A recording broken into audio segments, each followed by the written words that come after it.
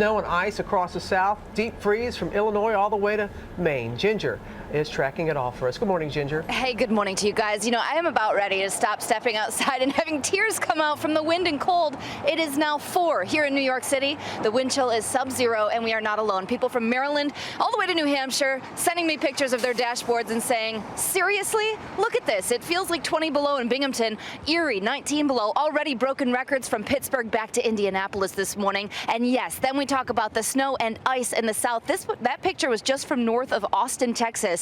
And now they're dealing with another storm coming their way. Winter weather advisories in place for Dallas and everywhere east. And you can see why. Those two storms now, one that's already in the south, one that's coming from the Four Corners there, going to go ahead and move on. Our Steve Osunsami is just north of Atlanta in Adairsville, Georgia, where they're seeing it at this point. Steve?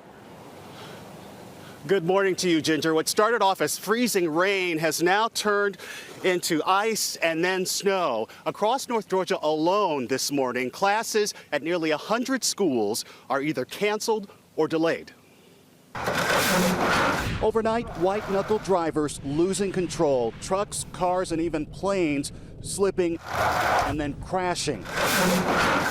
He should have not slammed on his brakes. In Dallas, this semi hit a patch of ice and nearly fell off the highway.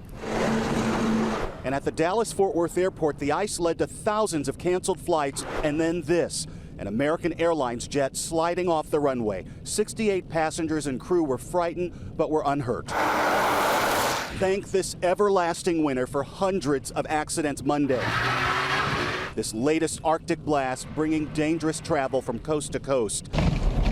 In Amarillo, a 37-vehicle pileup. We wanted to get together and do some good for some people. It took 5 Jeeps with the drivers working together to help free tractor trailers that jackknifed across the highway.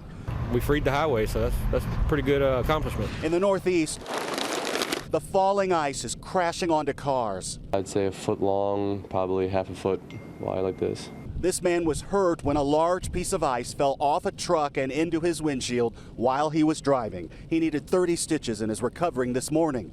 Weather might also be to blame for this explosion in New Jersey. A tanker blew up after the driver lost control, flipping it over an exit ramp. I look across the way and there's like a towering inferno of smoke. This is setting up a very slippery commute this morning. We saw one accident on the way here, and that is likely to be one of many this morning.